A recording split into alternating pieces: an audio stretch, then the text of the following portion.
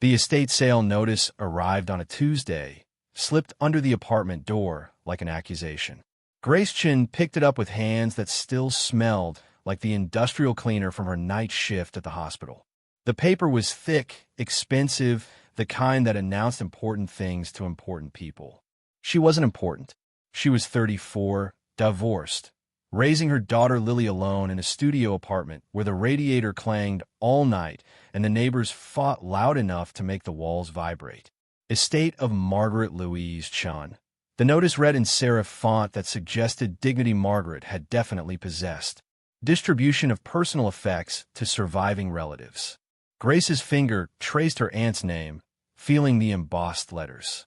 Margaret Chen, her father's sister, the family eccentric who'd lived in that rambling Victorian on Maple Street for 50 years. The house Grace had loved as a child, full of strange treasures and stranger stories, where Margaret served tea in mismatched china and talked about art like it was alive. Margaret had died 3 weeks ago. Grace hadn't known until the lawyer's letter arrived yesterday, formal and cold, informing her she'd inherited something. One item. The letter didn't specify what, just gave her an appointment time. 2 p.m. today at the estate attorney's office. Lily appeared from the bathroom, 9 years old, hair still wet from the shower.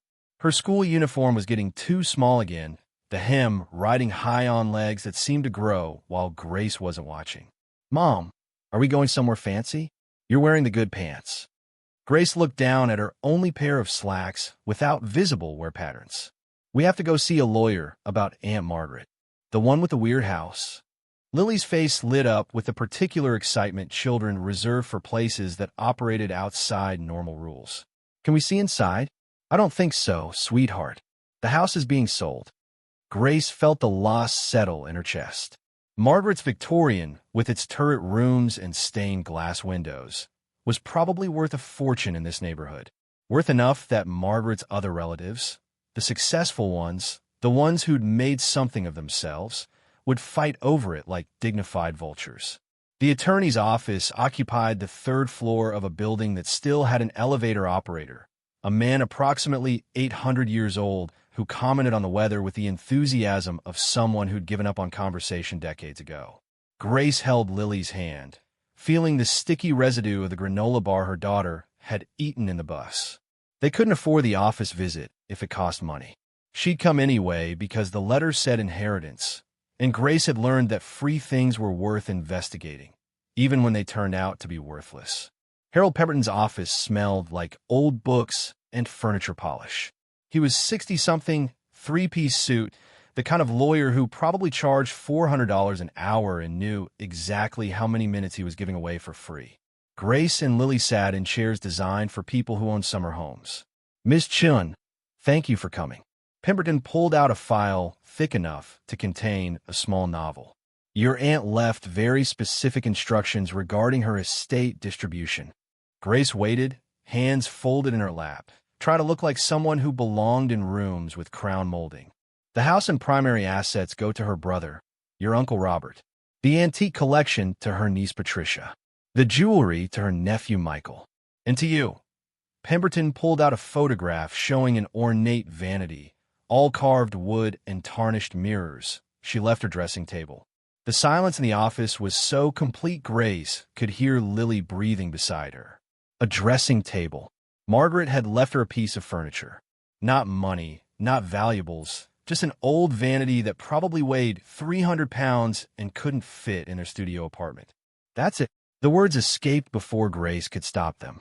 Pemberton's expression suggested he'd expected this reaction. "Your aunt was quite specific. She wanted you to have this piece particularly." "Can I sell it?" "Of course." Though, I should mention, he consulted his notes with the careful precision of someone delivering bad news professionally.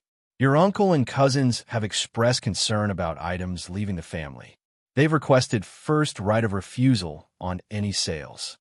Translation: they didn't want it, but they didn't want Grace to profit from it either. The spite was so pure, it almost impressed her. Lily tugged her sleeve. "Mom, that's the fairy princess table." Grace looked at her daughter. "What?" "From when we visited. Aunt Margaret let me sit there and pretend I was getting ready for a ball. She said it was magic. Lily's voice carried the absolute certainty of childhood belief. Pemberton softened slightly. Your aunt did mention it had sentimental value. She hoped you'd appreciate it. Grace wanted to laugh. Appreciate it. She needed rent money, not sentimentality. But Lily's face held such hope, such memory of a day when they'd visited Margaret's house, and everything had felt possible for exactly 3 hours. When can I pick it up? Grace heard herself say. The estate sale is this Saturday. After it concludes, you may collect your item. I'll have movers deliver it if needed, at estate expense. Pemberton handed her a business card. My condolences on your loss. Margaret spoke of you fondly. Outside, November wind cut through Grace's thin jacket. Lily bounced beside her, somehow immune to cold through sheer enthusiasm. We get the magic table. Can I use it? Will it fit? I don't know, baby. Grace pulled her daughter closer, feeling the weight of a decision she hadn't wanted to make. They'd take the Vanity because refusing felt like admitting she'd failed so completely she couldn't even accept free furniture. They'd figure out what to do with it later. Maybe Uncle Robert would buy it. Maybe Patricia would want it for her collection of things that proved she had taste. Maybe Grace would just own one beautiful, useless thing in a life full of functional poverty. Saturday arrived with rain that made everything gray and miserable. The estate sale was scheduled for 9 a.m. Viewing from 8 to 8:45 for serious buyers only. Grace wasn't a serious buyer. She was a niece collecting inherited furniture with $47 in her checking account and a daughter who believed in magic tables. They took the bus, watching the neighborhoods transform from their section of struggling row homes to tree-lined streets where houses had names instead of just numbers. Margaret's Victorian loomed at the end of Maple Street, 3 stories of gingerbread trim and widow's walks, the kind of house that appeared in children's books about adventures and hidden passages. Cars lined the street. Expensive cars. Range Rovers and Mercedes and Teslas. Vehicles that cost more than Grace earned in 3 years. The estate sale crowd was serious. Antique dealers in designer coats, collectors with price guides, people who knew the difference between Chippendale and whatever other fancy furniture existed. Uncle Robert stood on the porch greeting people like he was hosting a party instead of selling his sister's possessions. He was 62, silver hair, expensive suit, the kind of confident posture that came from never questioning whether you deserve space. He saw Grace, and his smile tightened just slightly. Grace, you came. To get the Vanity Margaret left me. Of course. The dressing table.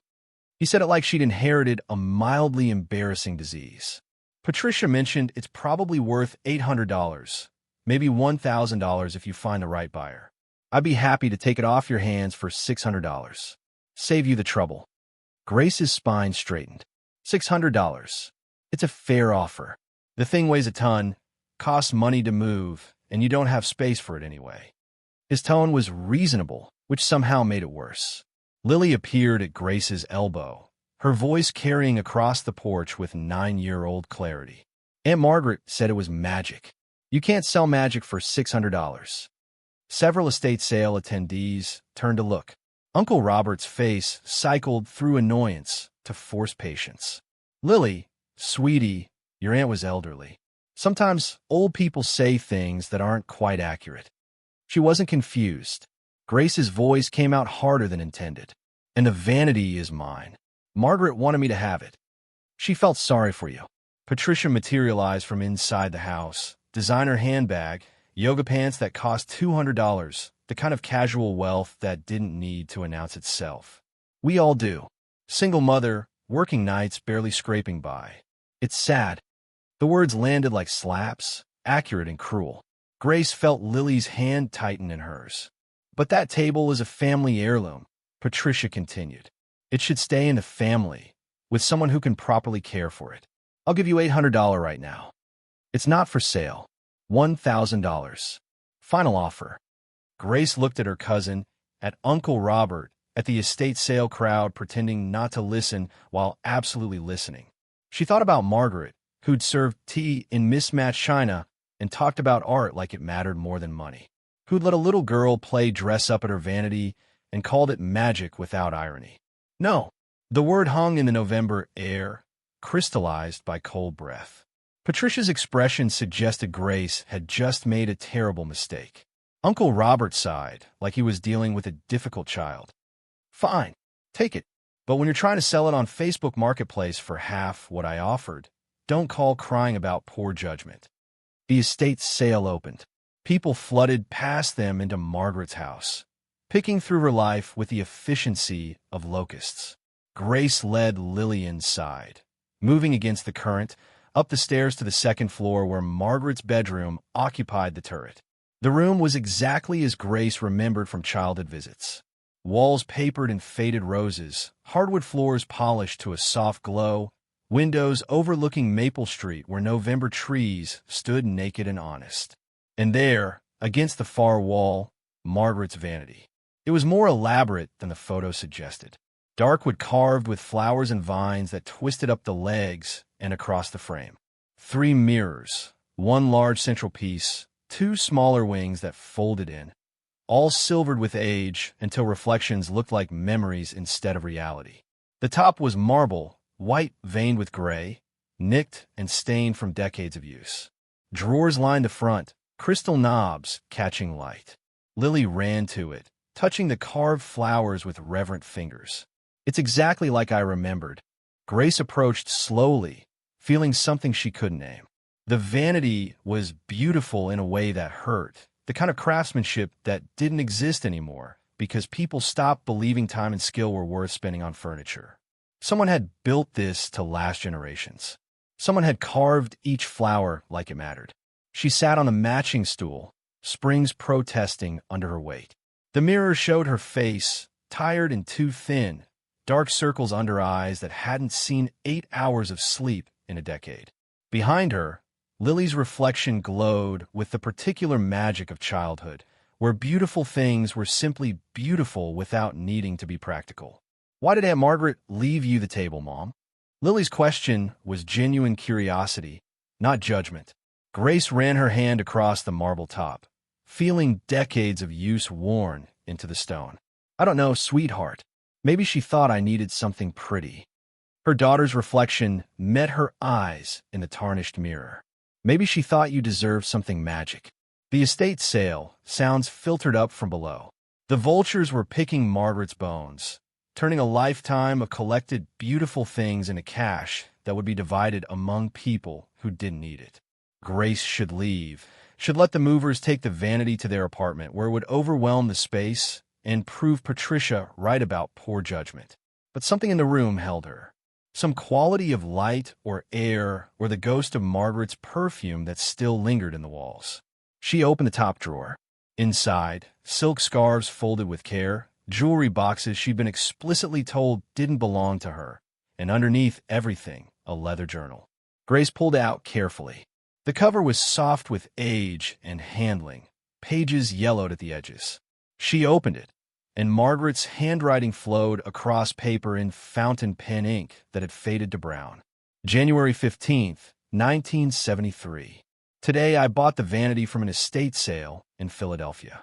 The seller said it came from a collection, that the original owner was a portrait artist who'd commissioned it for his wife. The craftsmanship is extraordinary. Hand-carved mahogany, beveled mirrors, secret compartments in the frame. He mentioned something about its history, but I was too excited by the beauty to listen properly. $200 seemed like a fortune then. Now it feels like theft. Grace flipped forward, scanning entries that chronicled Margaret's life through the lens of furniture acquisition. The vanity appeared repeatedly, clearly Margaret's favorite piece. June 8th, 1975. I've learned the vanity's maker, Thomas Whitmore, Philadelphia craftsman, 1890s. His work is rare. The original owner, Robert Ashford, was indeed a portrait painter of some note. The vanity was made for his wife Eleanor, who died young. Tragic story. The piece passed through several collections before reaching me. I feel like a custodian of something important, though I can't articulate why. More entries. Margaret's marriage, her divorce, her career as an art curator, her travels. The vanity was constant companion, mentioned with affection usually reserved for living things. October 3rd, 1989. Today I discovered something remarkable. While cleaning, I noticed the back panel of the central mirror frame isn't quite flush. Deliberate. Design? Flaw? I'm almost afraid to investigate. Some mysteries should remain mysteries. Grace's pulse kicked. She looked at the vanity with new attention, standing to examine the back of the central mirror. The frame was thick, carved mahogany surrounding bevel glass. She ran her fingers along the edge where frame met mirror, feeling for the gap Margaret described. There, a slight unevenness, barely perceptible. The backing looked like solid wood, but when Grace pressed gently, it gave slightly like it wasn't secure, just fitted. "Mom, what are you doing?" Lily watched with interest. "I think Aunt Margaret found something." Grace's heart hammered. This was probably nothing. A manufacturing defect, a repair, some mundane explanation for an irregularity in 130-year-old furniture. But Margaret had mentioned it in her journal 35 years ago and never followed up. Had she investigated? Found nothing? Or had she discovered something and kept it secret?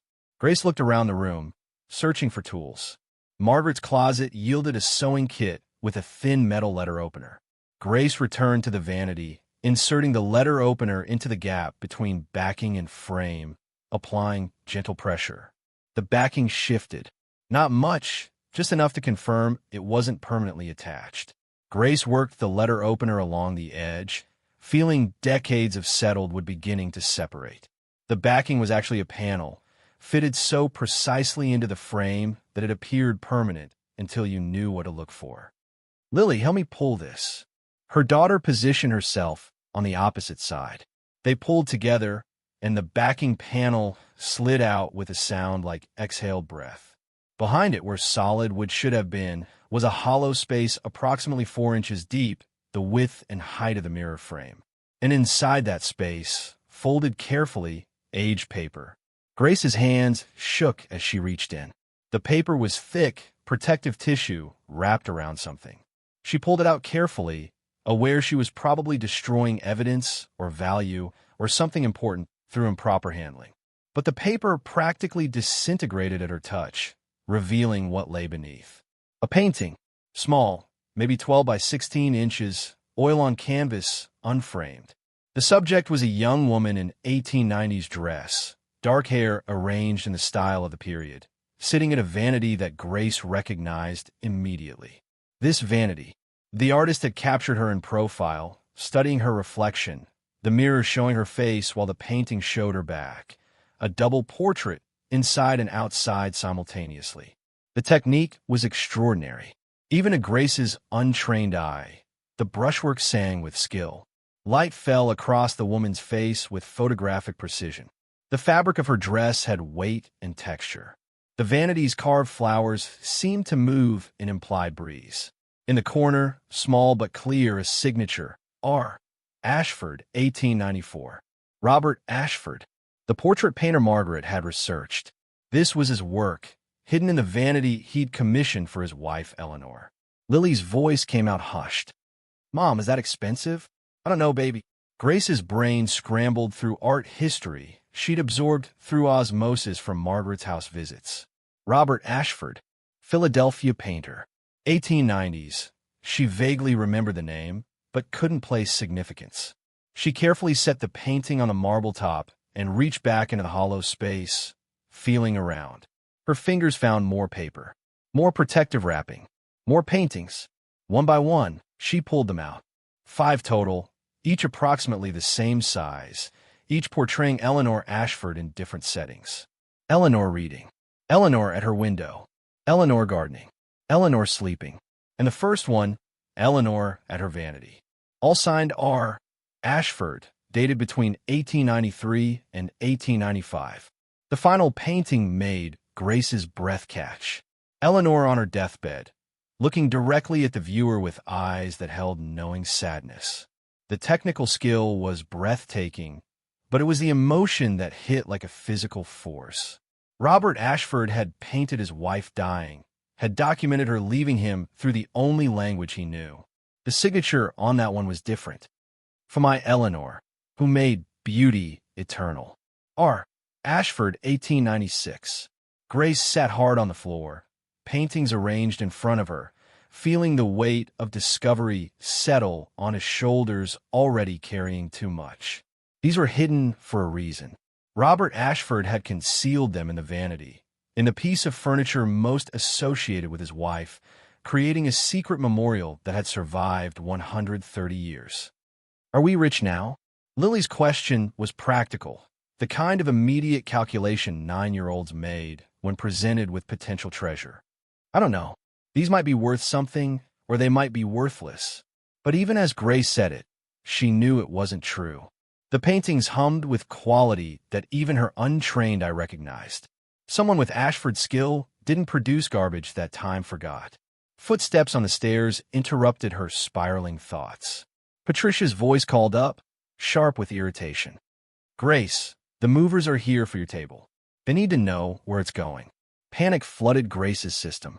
If Patricia saw the paintings, if Uncle Robert discovered what Margaret had kept hidden, they'd claim family rights, ownership through proximity, anything to take what Grace had found.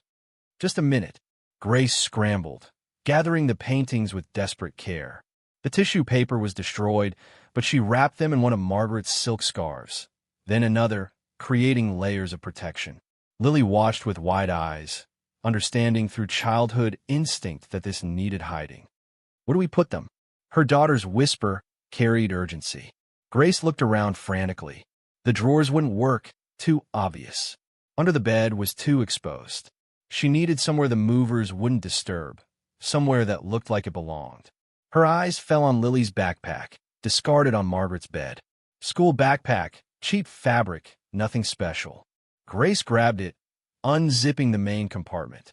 Inside, Lily's homework folder, a battered copy of Percy Jackson, crushed granola bar.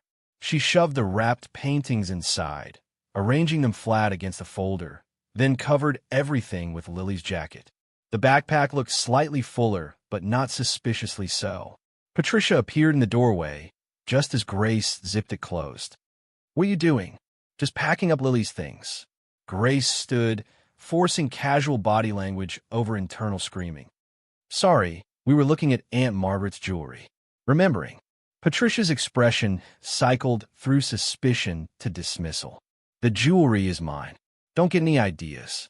She turned to the movers behind her, two large men with the patient expressions of people paid to move furniture regardless of family drama. "That's the piece. Dressing table, all drawers, the stool, the mirrors. Careful with it. It's an antique." Grace watched them approach the vanity with professional efficiency, checking weight, discussing angles. One of them noticed the removed backing panel. "Ma'am, there's a piece here. Should we take it?" "Yes." Grace heard herself respond too quickly. "Everything goes." They loaded the backing panel, secured the mirrors, lifted the vanity with synchronized effort. The piece was massive, mahogany and marble, and 130 years of existence. It barely fit through the doorway, required tilting and strategic maneuvering down the stairs. Grace followed with Lily in the backpack, holding the paintings against her chest through fabric and prayer. Patricia watched from below, arms crossed, expression suggesting she'd been personally victimized by Grace's inheritance. "Where are we taking it?" One of the movers asked, clipboard ready. Grace provided their address, watching Patricia's face arrange itself into barely concealed satisfaction. For 12 Cedar Avenue, apartment 3C, the kind of address that announced poverty without requiring explanation. That a third-floor walk-up in the old district, Patricia observed. Not exactly antique-friendly territory. It'll be fine. Of course it will. Until someone breaks in and steals it, or it gets damaged in that neighborhood, or you realize you can't even open your door without hitting it. Patricia's voice dripped with concern that sounded like judgment. "Last chance, $1, $200, and I'll take it off your hands right now." Grace looked at the vanity being loaded into the moving truck, at the empty frame space where paintings had hidden for 130 years, at Lily clutching her backpack like it contained state secrets. No, they left as the estate sale continued, vultures still picking through Margaret's beautiful things, reducing a lifetime of carefully collected art and furniture to price tags and negotiation. Grace held Lily's hand, feeling the weight of the backpack on her daughter's shoulders, feeling the weight of decision she didn't yet understand. On the bus home, Lily whispered, "Mom, what do we do now?" Grace watched Philadelphia roll past the window, row homes giving way to their neighborhood, where broken streetlights competed with broken dreams for most depressing infrastructure. What did they do? She had 5 paintings by an artist she barely remembered, hidden in a school backpack, moving into an apartment too small for the furniture that contained them. First, we get the paintings somewhere safe. Then we figure out what they're worth. Grace's voice carried more confidence than she felt. And we don't tell anyone. Not Uncle Robert, not Patricia, not anyone. Is it stealing? Lily's question echoed with genuine concern. If Aunt Margaret didn't know they were there? She knew. Grace thought of the journal entry. Margaret discovering the loose backing in 1989 and never following up. She chose not to tell anyone. She left the vanity to me knowing what was inside. So no, it's not stealing. It's inheriting a secret. The movers arrived at 412 Cedar Avenue with the efficiency of people who'd seen worse. The building was exactly as depressing as Patricia had implied. Crumbling brick facade, broken intercom, graffiti that had been painted over so many times it had achieved archaeological layers. The elevator worked approximately 60% of the time, which today meant Grace and the movers faced 3 flights of stairs with a 300-pound antique vanity. 3rd floor. The lead mover, Marcus, surveyed the stairwell with professional resignation. This is going to cost extra. Grace's stomach dropped. How much extra? Another 100. Stairs are a killer on equipment and backs. She had $47 in checking. The estate was covering basic moving costs, but extra meant Grace's money. I don't have another 100. Marcus and his partner exchanged looks. The partner, younger, with tattoos running up both arms, spoke quietly. We could just leave it on the curb. No. The word came out sharper than intended. Grace forced herself to breathe, to think. Give me 10 minutes. Please. I'll figure something out. She pulled out her phone with shaking hands, scrolling through contacts that had dwindled to almost nothing after the divorce. Who did she know with money? Who would loan her $100 on a Saturday afternoon? Her finger hovered over her ex-husband David's name. He'd pay, but the cost would be higher than money. Lectures about responsibility, implications about her judgment, the particular satisfaction of being right about her failures. She couldn't. Not today. Lily tugged her sleeve. Mom, what about Mr. Chen from the restaurant? Grace looked at her daughter.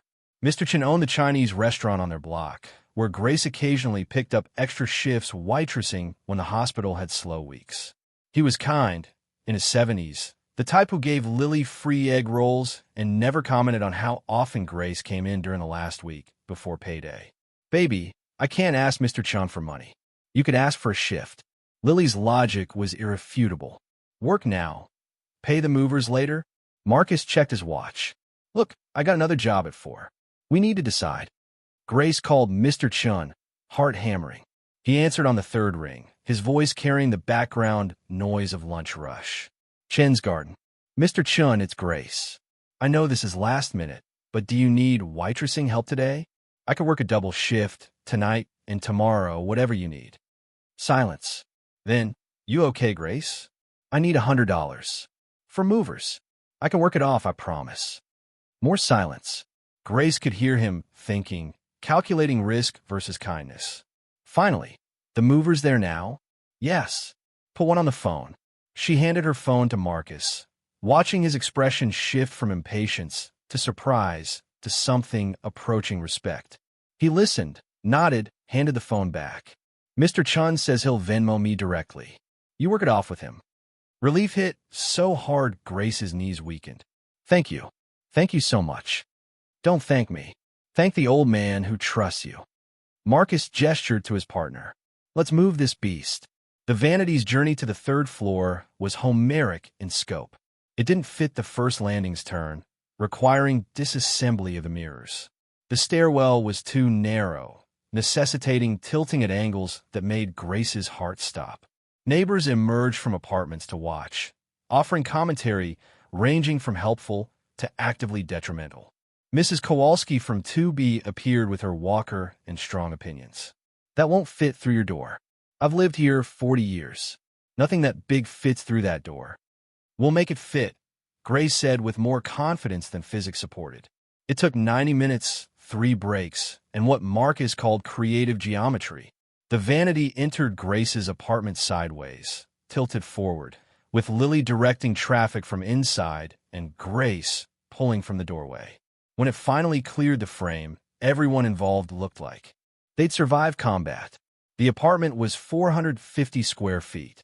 The Vanity consumed approximately 40 of them instantly, dominating the space like a duchess in a dollhouse. Grace's futon couch now couldn't fully extend. The kitchen table was accessible only through sideways navigation. The single window's light was partially blocked. Mrs. Kowalski had been right. It didn't fit. But was there anyway? Impossible and beautiful and overwhelming. Marcus surveyed the result with professional assessment. That's the fanciest thing in this building by approximately 1,000%. I know. You gonna be okay? The question held genuine concern. Grace looked at the Vanity, at Lily already climbing onto the stool despite exhaustion, at their apartment transformed into something strange and uncomfortable. I don't know yet. After the movers left, Grace locked the door and pulled the blinds. Lily watched as she retrieved the backpack, unzipping it with hands that trembled from adrenaline crash. The paintings emerged wrapped in Margaret's scarves, miraculously undamaged despite the journey. She laid them out on the floor, all 5, Eleanor Ashford's face multiplied across cheap carpet that had never hosted artwork before. In the better light of their apartment, the quality was even more apparent. These weren't amateur works. These were museum pieces, technically brilliant, emotionally devastating. Lily knelt beside her. Are we going to sell them? I need to know what they're worth first. Grace pulled out her laptop, ancient Dell that took 5 minutes to boot up, and who Robert Ashford was. The search began with basic queries. Robert Ashford, painter, Philadelphia, 1890s. The results loaded slowly, her internet connection struggling with Saturday bandwidth. The first hit was an art history database. Grace clicked through, scanning text that used words like promising and tragically short career and overlooked master. Robert Ashford, 1868 to 1897, Philadelphia-based portrait painter, studied at the Pennsylvania Academy of Fine Arts. Married Eleanor Whitmore in 1892. She died of tuberculosis in 1896, and he died by suicide 1 year later at age 29. His surviving work is rare. Most of his paintings were lost or destroyed. Current auction records show his portraits selling between $50,000 and $150,000 when they appear on the market, which is infrequent. Grace's vision tunneled. $50,000 to $150,000 per painting. She had 5. Mom. Lily's voice sounded far away. You're making a weird face. Grace did math with brain cells that had stopped functioning properly. 5 paintings. Low estimate, $250,000. High estimate, $750,000. And that was based on auction records for known works. These were unknown, hidden for 130 years, intimate portraits of the artist's dying wife. They could be worth less. They could be worth more. They could be worth enough to change everything. She kept searching, diving deeper into art history forums and academic papers. Found a dissertation about overlooked Philadelphia painters that devoted an entire chapter to Ashford. The author theorized that Ashford had created a series of intimate Eleanor portraits in the years before her death, but they'd never surfaced. Scholars assumed they'd been destroyed or lost to history. The Eleanor series, the dissertation called them, Ashford's masterwork, painted with the knowledge of her impending death, capturing a life in the process of ending. If these paintings exist, they would represent the pinnacle of his emotional and technical achievement. Grace stared at the paintings on her floor. The Eleanor series. She'd found them. 5 pieces of art history that scholars believed lost. Hidden in a vanity for 130 years, surviving through luck and Robert Ashford's desperate need to preserve his wife beyond death. Her phone buzzed. Text from Mr. Chen. Sunday lunch shift November 4th. Monday dinner May 10th. Tuesday lunch 11 to 4. That covers the 100. But Grace, you okay? You don't sound okay. She texted back with shaking fingers. I'm okay. Thank you. I'll be there. But she wasn't okay. She was sitting on potential wealth that could solve every problem in her life, and she had no idea what to do about it. Who did you call when you found a fortune? A museum? An auction house? The police? Lily had fallen asleep on the floor beside the paintings, exhausted from the day's drama. Grace covered her with a blanket, then sat at the vanity, looking at her reflection in tarnished mirrors. Behind her, Eleanor Ashford stared from 5 canvases, forever young, forever dying, forever preserved by a husband who couldn't let her go. Margaret's journal lay in the top drawer where Grace had placed it. She pulled it out, reading more carefully now, searching for clues about what Margaret had known. November 12th, 1989. I've been researching the Vanity's history. Robert Ashford commissioned it from Thomas Whitmore specifically for Eleanor. After her death, after his suicide, the piece passed to Eleanor's sister, then through several collectors. Each owner seemed to treasure it beyond its monetary value. I wonder if they knew what I've discovered. The entry stopped there, no elaboration. Margaret had found the paintings. Had to have. The backing panel didn't remove itself.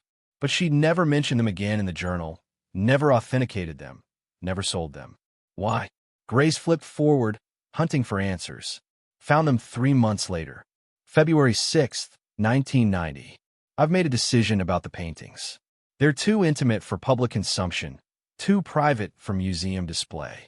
Robert Ashford hid them deliberately, creating a memorial only he could access. Selling them feels like grave robbing, so I'll keep the secret. Let them rest where he placed them. When I die, perhaps whoever inherits the vanity will make a different choice. But it won't be my burden to carry anymore. Grace's throat tightened. Margaret had known, had found the paintings 35 years ago and chosen secrecy over profit. Had left the vanity to Grace, knowing exactly what she was passing along. Not just furniture, but a decision, a burden, a choice between money and respecting the dead. Sunday morning arrived with Grace having slept approximately 2 hours. She'd spent the night researching authentication processes, finding that legitimate verification required experts, provenance documentation, technical analysis. The paintings would need X-rays to confirm age, paint analysis to verify period-appropriate materials, expert assessment to confirm attribution, all of which cost money Grace didn't have. She was due at Chen's garden at 11. Lily would come along, doing homework in a back booth while Grace served lunch rush. The paintings sat in her locked apartment, hidden in the closet wrapped in sheets, too valuable to leave visible, but too unknown to secure properly. Mrs. Kowalski knocked at 9 a.m., ostensibly to borrow sugar, but actually to investigate the vanity. Grace let her in, watching her neighbors circle the piece with the critical eye of someone who'd survived the Depression and trusted nothing. This is quality. Mrs. Kowalski ran her hand over the carved flowers. My mother had furniture like this. All gone now, sold when she died to pay medical bills. Everything beautiful gets sold eventually. Not this. Grace surprised herself with the certainty. You say that now. Wait until rent's due and you need money. Mrs. Kowalski's expression softened. I'm not being cruel, dear. I'm being realistic. Beautiful things are lovely, but they don't keep you warm or fed. Your aunt should have left you something useful. After she left, Grace sat at the vanity, looking at her reflection. Mrs. Kowalski was right. The smart thing would be to sell immediately. Take whatever money the paintings brought, secure Lily's future. Keeping them was sentiment she couldn't afford, attachment to dead people's wishes when living people needed to eat. But Margaret's words echoed. Let them rest where he placed them. The lunch shift at Chen's garden was brutal. Sunday crowds packing the small restaurant. Everyone wanting General Tso's chicken and egg rolls. Everyone impatient, several actively rude. Grace's feet ached in shoes that were too worn. Her smile felt painted on. She spilled soup on her jeans, burned her hand on a hot plate, got berated by a customer whose order took 15 minutes. Between rushes, Mr. Chen appeared with tea. Sit. 5 minutes. Grace collapsed in the back booth where Lily was reading. Mr. Chen set the tea down, his weathered face carrying concern that didn't require words. The furniture is causing trouble. His English carried the accent of someone who'd learned it late and well. No. Yes. It's complicated. Expensive furniture in small apartment is always complicated. He patted her shoulder with grandfatherly affection. But sometimes complicated things are worth the trouble. My wife, she kept her mother's jade collection through the Cultural Revolution, through immigration, through years when we could have sold it for much-needed money. She said some things matter more than money. I thought she was foolish then. I understand now. He returned to the kitchen before Grace could respond, leaving her with tea and wisdom and the growing certainty that everyone had an opinion about what she should do. The week unfolded in surreal layers. Grace worked her hospital shifts, picked up extra hours at Chen's garden, researched authentication processes she couldn't afford.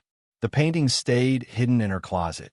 The vanity dominated her apartment, transforming the space into something strange, too beautiful for the surroundings, too valuable for the neighborhood, too present to ignore.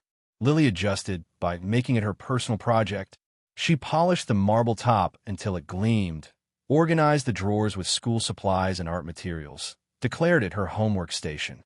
Every evening, she'd sit at the vanity doing math problems, her reflection in tarnished mirrors making her look like a Victorian ghost child. "Mom, can we keep it forever?" she asked Thursday night, pencil paused over long division. "I don't know, baby. It's very valuable. Aunt Margaret wanted you to have it. That means she wanted us to keep it." Grace didn't correct her daughter's logic, didn't explain that Margaret had left her a choice disguised as furniture, that keeping the vanity meant keeping the paintings, meant respecting Robert Ashford's privacy, meant choosing sentiment over survival. Friday brought a visitor Grace hadn't expected. Patricia appeared at 6 p.m., knocking with the aggressive confidence of someone who believed all doors should open for them. Grace answered through the chain lock, immediately suspicious. "I came to see how the vanity's doing." Patricia's smile didn't reach her eyes. "And to make one final offer. $2,000. Cash. I'll have movers here tomorrow." Grace's pulse kicked. Patricia never did anything from generosity. "Why do you suddenly want it so badly?" "I had it appraised. Turns out the craftsmanship is more significant than I initially thought. Thomas Whitmore's work is collectible. That piece is worth at least $3,500, possibly more to the right buyer." Patricia's expression suggested she was doing Grace an enormous favor. "So $2,000 is more than fair for a piece you can barely fit in your apartment." Translation: Patricia thought she'd discovered value and wanted to profit from Grace's ignorance, which would be insulting even if Grace didn't know about paintings worth exponentially more. Not interested. "Grace, be reasonable. You're living in a third-floor walk-up with furniture that's worth more than 3 months of your rent. What happens when you can't make rent? When you need money for Lily's school supplies? When something breaks and you can't fix it?" Patricia's voice took on the patronizing tone of someone explaining simple concepts to slow children. "Take the money. Use it for something practical. Your aunt would understand." "My aunt left it to me knowing exactly what she was doing." "Your aunt was senile the last 5 years of her life." The words hung between them, cruel and calculated. Grace felt rage bubble up hot and immediate. "Get out. You're making a mistake." "Probably, but it's my mistake to make." Grace shut the door, locked it, leaned against it with heart hammering. Through the door, Patricia's voice carried cold finality.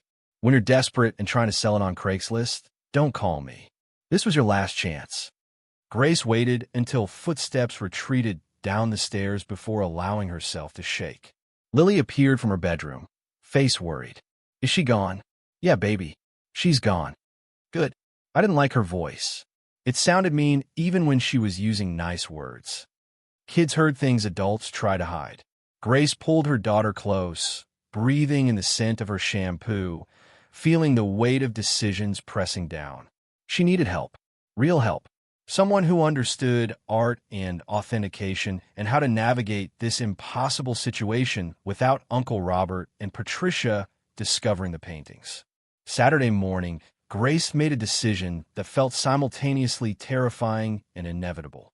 She called the Philadelphia Museum of Art, got transferred through 3 departments, finally landed with someone named Dr. Sarah Chen, who specialized in American portraiture. I found some paintings in an antique vanity. I think they might be by Robert Ashford. Grace's voice shook despite practicing this speech all night. Brief silence. Robert Ashford's work is quite rare. What makes you think they're authentic?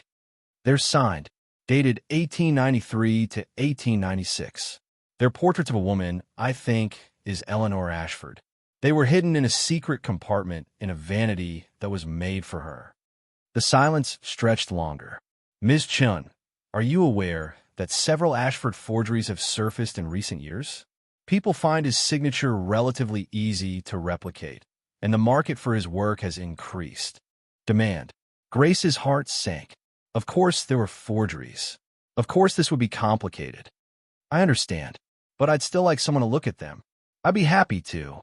However, our authentication process requires a fee of $500 per piece for initial assessment, plus additional costs if you want full technical analysis. Are you prepared for that expense? $500 per piece. 5 pieces. $2,500 just for someone to look at them. Grace had $83 in her checking account. What they're genuine? If they're genuine Ashfords, particularly if they're the rumored Eleanor series, they'd be extraordinarily valuable. But Ms. Chen, I need to be frank. The likelihood of someone simply finding lost Ashford masterworks in furniture is extremely low. Most discoveries turn out to be reproductions or misattributions. I don't want you to spend money you can't afford on authentication fees for paintings that may be worthless. The kindness in her voice made it worse somehow. Dr. Chen was trying to protect Grace from her own desperation, assuming she'd found convincing fakes and was about to waste resources chasing impossible dreams. I understand. Thank you for your time. Grace hung up, staring at the closet where paintings worth potentially hundreds of thousands of dollars sat wrapped in sheets, inaccessible because she couldn't afford $2,500 to prove they existed. The irony was so perfect it hurt. Lily found her sitting on the floor, back against the wall, trying not to cry from frustration. Her daughter sat beside her without speaking, just presence and solidarity. Bear, their neighbor's cat who'd adopted them, appeared through the window fire escape and curled in Lily's lap, purring mechanical comfort. What do we do now, Mom? Grace didn't have an answer that wouldn't sound like giving up. She could sell the vanity to Patricia for $2,000. Use that money for authentication. But what if the paintings were authentic and Patricia later claimed they came with the furniture? What if selling the vanity meant losing claim to what it contained? Her phone rang. Unknown number. Grace answered out of reflex, expecting spam. Is this Grace Chen? Male voice, young, nervous. Yes. My name is Marcus Webb. I'm a graduate student at UArts, studying American portraiture.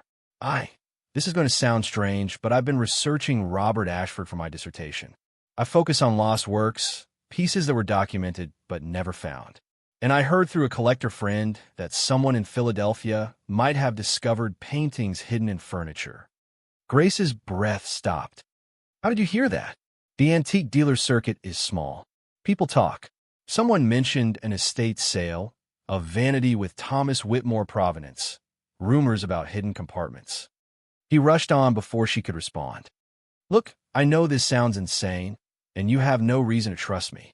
But if you have Ashford paintings, I can help authenticate them. Free. I have access to university equipment, databases, expertise. I just ask that if they're genuine, I get to include them in my dissertation with credit for the discovery. Grace closed her eyes. This was either salvation or an elaborate scam. No way to know which without trusting a stranger. Why would you do this for free? Marcus laughed, slightly bitter. Because I'm a broke grad student who spent 3 years researching an artist nobody cares about. If the Eleanor series exists, if I can prove it and publish first, that's my career. That's tenure-track positions and academic credibility and every door in art history opening. I'm not being altruistic. I'm being opportunistic. But our interests align. The honesty was refreshing. Grace made a decision that was probably stupid and possibly brilliant. Can you come to my apartment tomorrow? Bring credentials, ID, anything that proves you're who you say you are. Yes, absolutely. Thank you. You won't regret this. After he hung up, Lily looked at her with eyes too old for nine. Was that a good idea? I have no idea, baby. But we're out of better options. Marcus Webb arrived Sunday at 10 a.m. with a backpack full of equipment and the nervous energy of someone meeting destiny. He was 28, Asian American, wearing glasses held together with tape. Clothes that suggested laundromat visits were considered luxury expenses. Grace had arranged the paintings on her bed, still wrapped, not yet revealed. She made Marcus show 3 forms of ID, his university credentials, even his dissertation committee contact information before allowing him to see anything. He pulled out a tablet, showing her his research. Page after page of Ashford documentation, known works, style analysis, brushstroke patterns, signature variations. The dissertation was real. Marcus was legitimate. Okay. Grace's hands shook as she unwrapped the first painting. This was hidden in that vanity. She revealed Eleanor at the window. Marcus went absolutely still. His face cycled through disbelief, shock, something approaching religious ecstasy. He pulled out a magnifying glass, leaning close without touching, examining brushwork with intensity that made Grace uncomfortable. Oh my God. The words came out barely audible. This is real. This is actually real. You can tell just by looking. The brushwork matches Ashford's documented technique. The paint cracking is consistent with 1890s oil paint aging. The canvas weave matches the period. He pulled out more equipment, UV light, high-resolution camera, measurement tools. But I need to document everything. Do you have the others? Grace unwrapped them one by one. Marcus photographed each painting from multiple angles, took detailed notes, examined signatures with magnification that showed individual brushstrokes. His hand shook worse than Grace's. This is the Eleanor series. This is actually the Eleanor series. He looked at Grace without bordering on terror. Do you understand what you have? Valuable paintings? You have Robert Ashford's masterwork. The 5 paintings scholars have theorized about for decades. These would be the centerpiece of any American art collection, the pinnacle of his career, documentation of one of art history's great tragic love stories. Marcus sat back, overwhelmed. Conservative estimate? Each painting is worth $200,000 to $400,000. That's conservative. At auction, with proper provenance and the complete series together, you're looking at $2 million minimum, possibly $3 million. The number didn't process. Grace heard it, understood the words, but couldn't connect them to reality. $2 million. $3 million. Numbers that belong to other people's lives. Lily's voice came from the doorway, where she'd been watching silently. Mom, we're really rich now, right? Marcus turned to look at her, then back at Grace. If these authenticate fully, if you can prove clean provenance, if you sell through the right channels, yes, you're really rich now.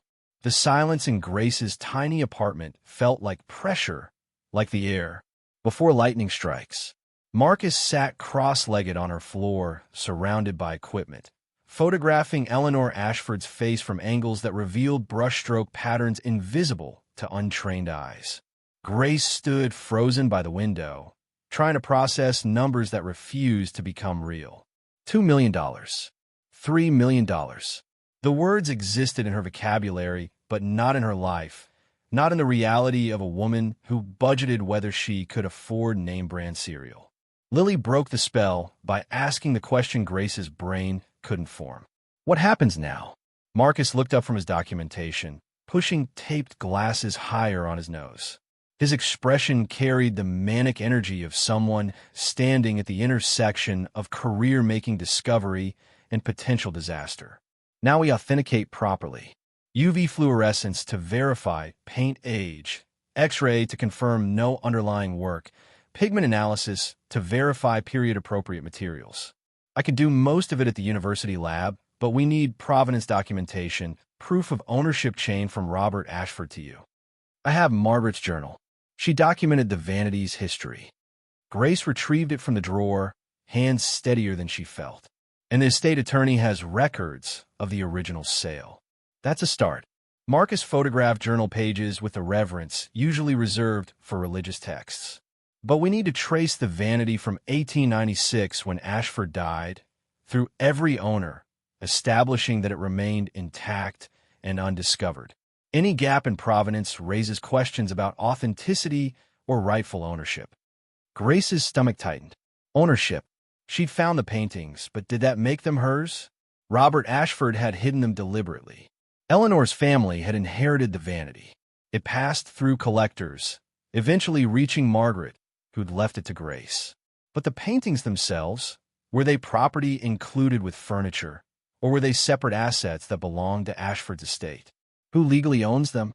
The question came out smaller than intended. Marcus grimaced. That's complicated. Generally, found objects belong to whoever owns the property where they're found. You own the Vanity, you own its contents. But Ashford's descendants might argue the paintings were never meant to transfer with the furniture, that they're part of his artistic estate. It would be a legal nightmare if they fought it. Does Ashford have living descendants? I don't think so. He and Eleanor had no children. His brother died in World War I. The line ended. Marcus consulted his research notes. But Eleanor had family. Her sister inherited the Vanity initially. That sister's descendants might exist. The apartment walls felt like they were closing in. Grace had been poor her entire adult life, had learned to survive on nothing, had made peace with never having enough. Now she held potential wealth that came wrapped in legal complications and ethical questions and the ghost of Margaret's journal entry. Selling them feels like grave robbing. Her phone buzzed. Text from Mr. Chen. Sunday shift quiet. Come in Tuesday instead. You okay? You seem distracted lately. She was distracted. Distracted by paintings worth millions hidden in her closet. Distracted by the fantasy of paying off debt, securing Lily's education, living somewhere with heat that worked consistently. Distracted by the terror that Patricia or Uncle Robert would discover the truth and take everything. Marcus spent 3 hours documenting every detail. Paint cracking patterns, canvas weave, stretcher construction, signature analysis.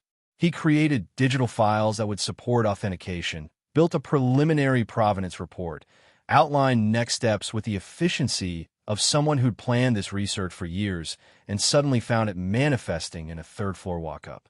I need to take these to the university for technical analysis. UV fluorescence, X-ray, pigment samples.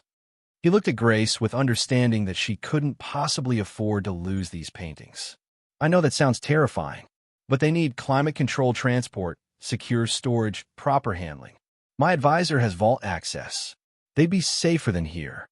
Grace looked at her apartment. Single door lock, fire escape window. Neighbors who were kind, but not security systems. If word spread about the paintings, if Patricia heard rumors, if anyone decided $2 million was worth breaking and entering, this place was indefensible. How long would you need them? 2 weeks for full analysis. Maybe 3 if we encounter complications. Marcus pulled out paperwork. I'll sign a custody agreement. Full legal documentation that they're yours. I'm analyzing them. I'm responsible for their safety and return. My university has insurance that covers artwork in our care. They be protected. Lily appeared at Grace's elbow with the solemn focus she brought to important decisions. Mom, he seems nice. And his glasses are broken like yours were before you got new ones. Poor people don't steal from poor people. The logic was 9-year-old wisdom, but it landed. Marcus laughed despite the tension. She's right. I'm surviving on ramen and library coffee.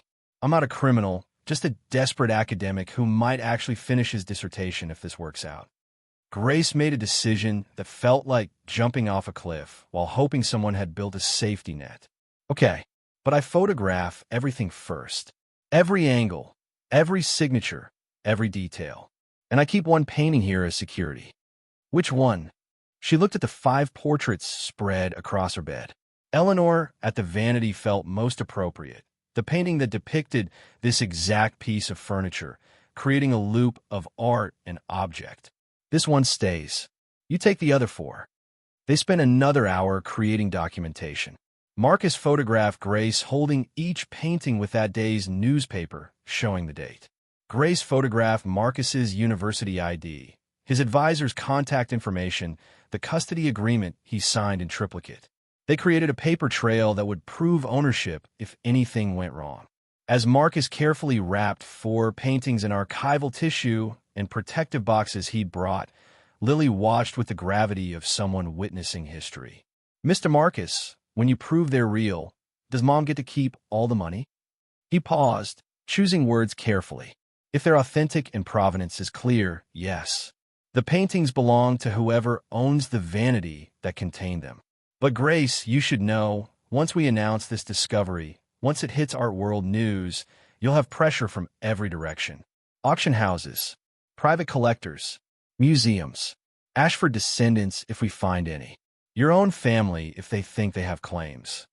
He met her eyes with the seriousness of someone who'd seen academic discoveries destroy lives. "This will change everything. Make sure you're ready for that." After Marcus left with 4 paintings in a locked case worth more than every possession Grace had ever owned combined, the apartment felt emptier despite the vanity's overwhelming presence. Lily sat at it, examining Eleanor's portrait with the careful attention of someone studying a map to treasure. "Mom, she looks sad. Even when she's not on the dying one, she looks sad." Grace joined her daughter, both of them studying the young woman frozen in 1894. Eleanor did look sad, not dramatically, not the theatrical grief of Victorian melodrama, but the quiet sadness of someone who knew her time was limited. Robert Ashford had painted his wife with the knowledge that he was documenting loss, creating the only immortality he could offer. She was sick. She knew she was dying. Is it wrong that we're selling her pictures? Lily's question carried the moral weight of childhood, where right and wrong still felt absolute. Mr. Ashford hid them because they were private. Aunt Margaret said we shouldn't sell them. Grace pulled the journal entry up on her phone where she'd photographed it. Read Margaret's words again. "Too intimate for public consumption. Selling them feels like grave robbing." But Margaret had also chosen to leave the vanity to Grace, knowing exactly what decision she was passing along. Had left it to someone struggling, someone who needed exactly what the paintings could provide.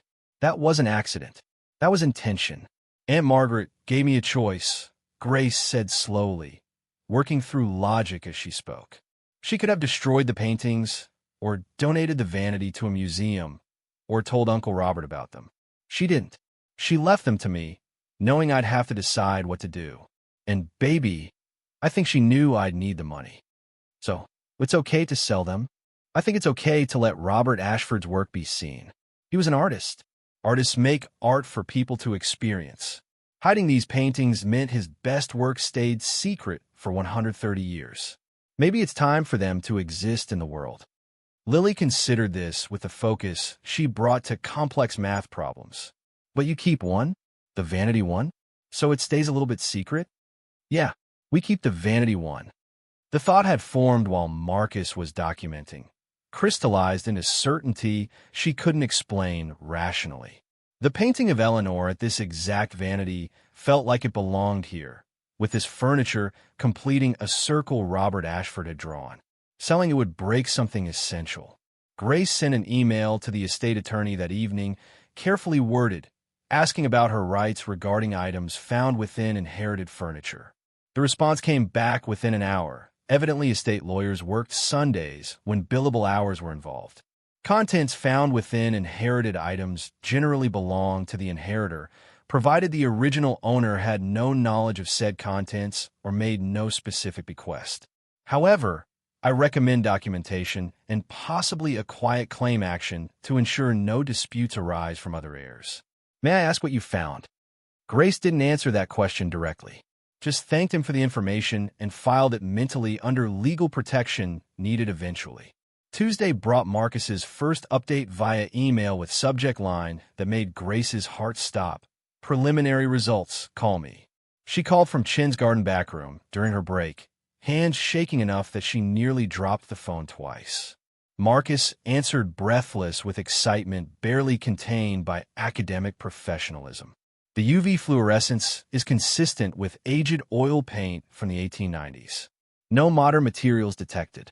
The craquelure patterns match natural aging over 130 years. X-ray shows no underlying paintings, which is significant. Forgers often paint over existing work. These were created on fresh canvas. So they're real. Preliminary analysis suggests yes. But I'm sending pigment samples to a specialist lab. They'll verify the paint composition matches materials available in the 1890s. That's the gold standard for authentication. Results in 7 to 10 days. Grace leaned against the wall, feeling reality shift beneath her feet.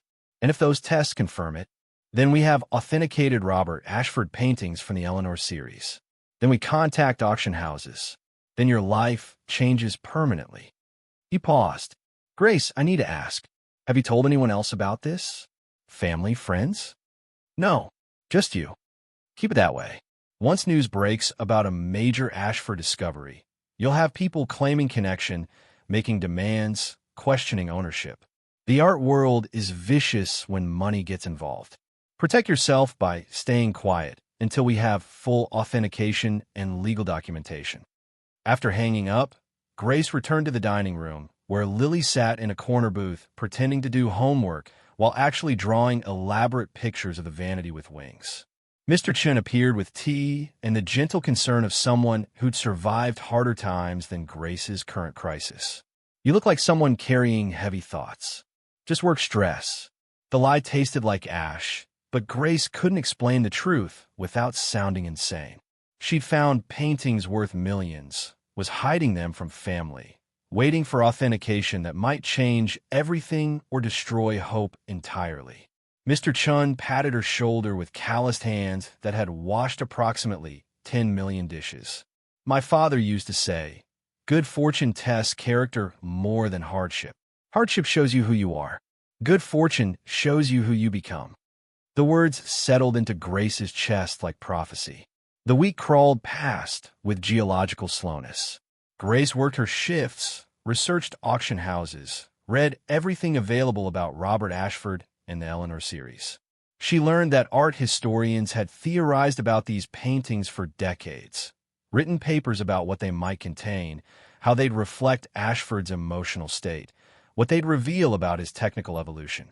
She learned that the last major Ashford portrait to sell had gone for $340,000 at Christie's in 2019.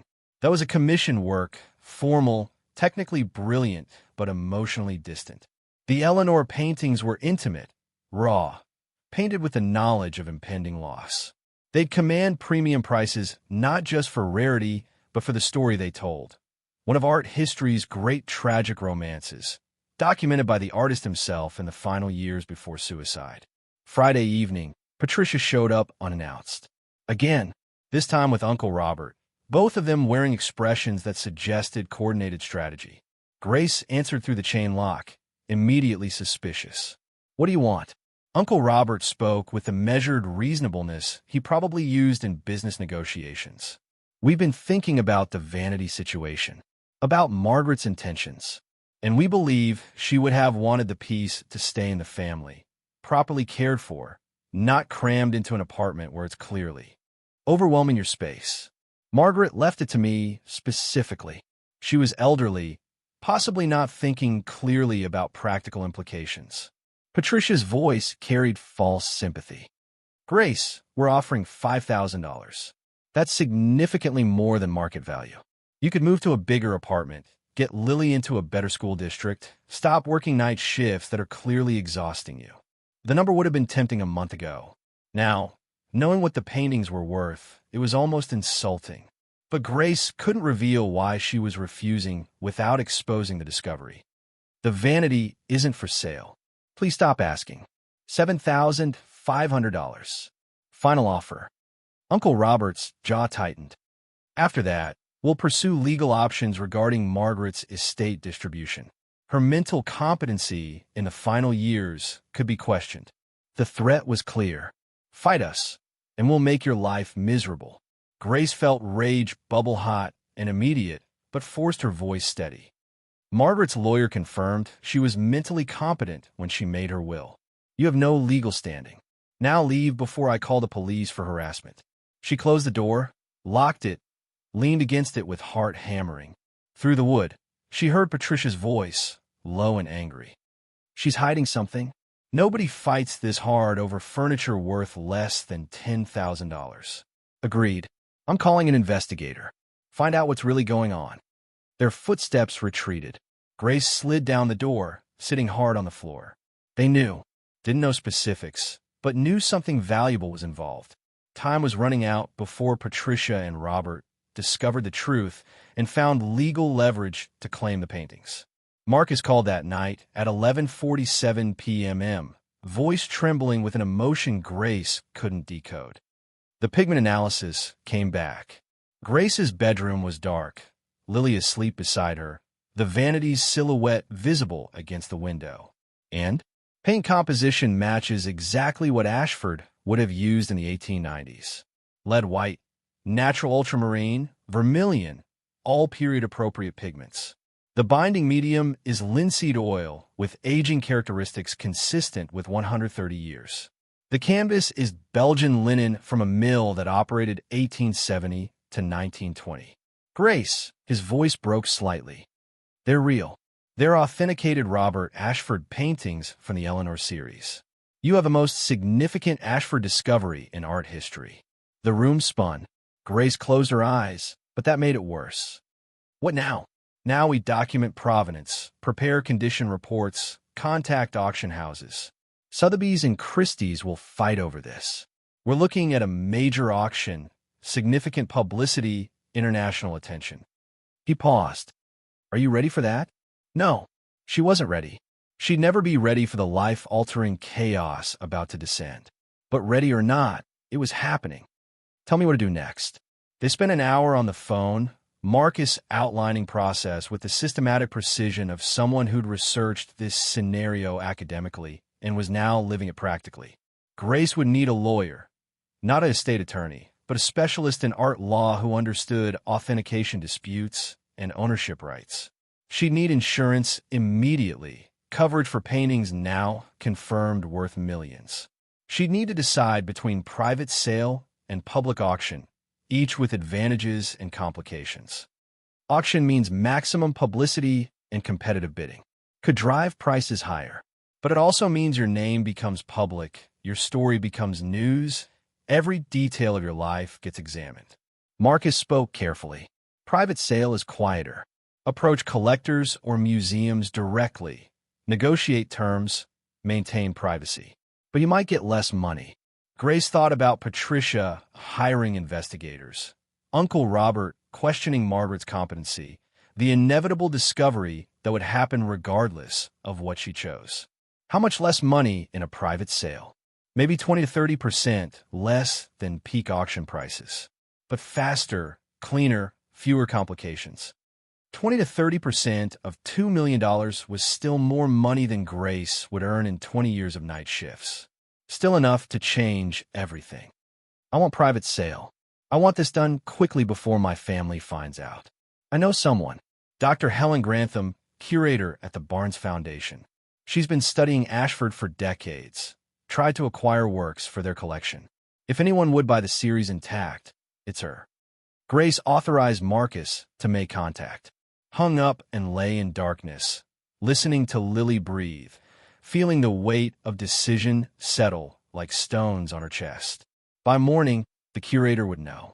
By next week, possibly there'd be offers. By next month, Grace Chen might be a millionaire. The thought was so absurd, she almost laughed. Except it wasn't funny. It was terrifying in ways she couldn't articulate, like standing at the edge of a cliff and being told to jump because the fall would somehow save you. Dr. Helen Grantham arrived at Grace's apartment the following Tuesday with the dignity of someone accustomed to private viewings in penthouses, not third-floor walk-ups with questionable plumbing. She was 60, elegant, carrying herself with the authority of 4 decades in museum curation. She looked at Grace's building with barely concealed concern. "Ms. Chen, perhaps we should arrange viewing at a more secure location? The painting is here. You can see it here or not at all." Grace had learned during her hospital years that sometimes quiet authority worked better than apologies.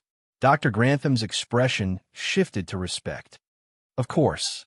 Lead the way." The apartment had been cleaned to surgical standards. Grace had borrowed a professional standing light from a neighbor who did photography. The vanity gleamed, every carved flower visible. And there, positioned on the marble top, Eleanor at the vanity stared out at them. Dr. Grantham went absolutely still. She approached slowly, pulling out a jeweler's loupe, examining the painting with the focus of someone reading sacred text. 5 minutes passed in silence. Then 10. Grace and Lily watched from the kitchenette, not interrupting, barely breathing. Finally, Dr. Grantham straightened. Her eyes were wet. "This is extraordinary. The technical mastery, the emotional intimacy. This is Ashford at his absolute peak." She looked at Grace. "Marcus sent me the authentication reports for all 5. I've reviewed them thoroughly. If you're willing to sell the complete series to the Barnes Foundation, I'm authorized to make an immediate offer." Grace's heart hammered. "How much?" $2. $8 million for all 5 paintings. Purchased as a collection with the stipulation they remain together in perpetuity. Dr. Grantham pulled out paperwork. "We'd handle all legal documentation, verify provenance, ensure clean transfer. The sale could be completed within 30 days. The number hit like physical force. $2. $8 million. More than Marcus's estimate. More than Grace had allowed herself to imagine. Enough to change not just her life, but Lily's future. Enough to mean security for the first time since the divorce.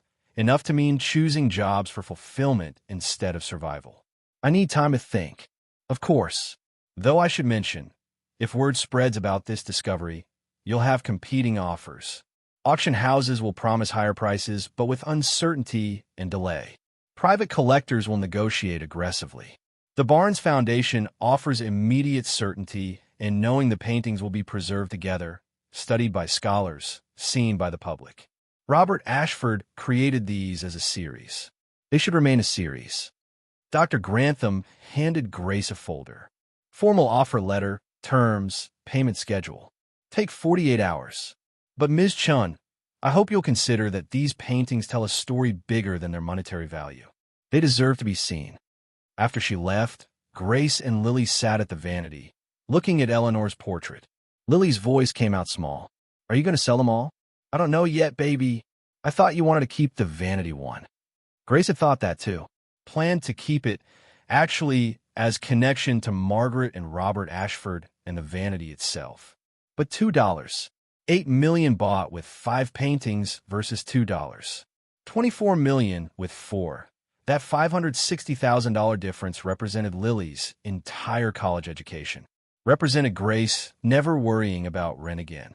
Represented security worth more than sentiment. If I keep one painting, we get less money. Lily studied Eleanor's face with the focus she brought to hard problems. But Aunt Margaret said they were private. And you said Mr. Ashford wanted them to stay secret. If you sell them all, it's like his secret doesn't matter anymore. 9-year-old wisdom cut deeper than financial calculation. Grace pulled her daughter close, breathing in her shampoo smell, feeling the weight of choosing between what they needed and what felt right. That night, Grace read Margaret's journal cover to cover again. Found an entry from 1991 that she'd missed before. "I've been thinking about the paintings, about what Robert Ashford would want. He hid them to keep Eleanor's death private, to preserve intimacy in the face of public tragedy. But he was also an artist.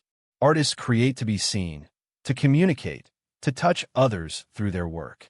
Perhaps the greatest honor to his memory isn't preserving his privacy, but sharing his masterwork with the world. Perhaps Eleanor's beauty and his love deserve to be witnessed, not hidden. I'm still not ready to make that choice. But whoever inherits this burden, I hope they choose wisely. I hope they choose for Robert and Eleanor, not just for themselves." Grace set the journal down. Margaret had wrestled with the same question, had chosen to keep the secret, but left the final decision to Grace. And now, sitting in her too small apartment with a daughter who deserved better, Grace had to choose between honoring the dead and protecting the living. She called Marcus the next morning. If I sell 4 paintings, but keep one, what happens to the sale price? The Barnes wants the complete series. For paintings would be worth less, maybe $1. 8 million total, possibly $2 million if you negotiate well. But you'd lose the premium that comes from selling the complete Eleanor series together. What if I kept the Vanity painting but promised it would eventually go to the Barnes? Like in my will or after certain conditions. Silence while Marcus thought. That's actually brilliant. You can negotiate a deferred sale. The Barnes gets first right of refusal on the 5th painting when you're ready to sell, or it automatically transfers on your death. They'd probably pay premium now for 4 paintings plus future rights to the 5th. Grace called Dr. Grantham directly, pitched the idea with more confidence than she felt. The curator was quiet for long enough that Grace worried she'd overstepped. Then, I think that's a beautiful compromise.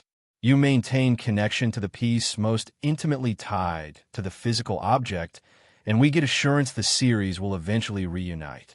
I'll need to discuss with our board, but I believe we could offer $2 for million for 4 paintings now, plus guaranteed purchase of the 5th at fair market value when you're ready, or automatic transfer on your passing. And the Vanity itself? Can I keep that? The Vanity isn't historically significant to us. It's the paintings we want. You keep the furniture. We get the art. Everyone wins. Grace thought about Eleanor at the Vanity, the painting that showed this exact piece of furniture, staying with the object that had preserved it. Thought about Lily sitting here doing homework, reflected in tarnished mirrors like a Victorian ghost. Thought about Margaret, who'd kept the secret for 35 years and left Grace to decide what came next. I accept your offer. The month between agreement and sale was surreal. Lawyers materialized with contracts dense enough to require translation. Insurance adjusters assessed the paintings with the gravity usually reserved for nuclear weapons.